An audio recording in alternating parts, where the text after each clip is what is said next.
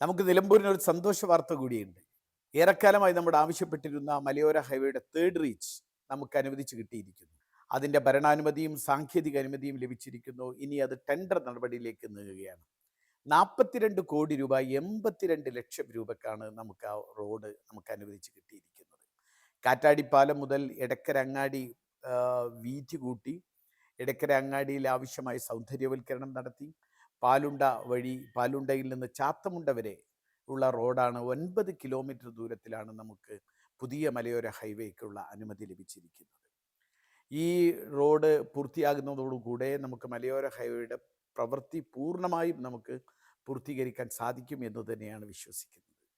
എന്തൊക്കെയായാലും ഇതിനാവശ്യമുള്ള സ്ഥലം നൽകുന്നതിനും ഇതിനു വേണ്ടിയുള്ള സഹായ സഹകരണങ്ങൾ നൽകുന്നതിനും എല്ലാവരുടെയും പിന്തുണ വേണം എന്നാണ് ഈ കാര്യത്തിൽ പറയാനുള്ളത്.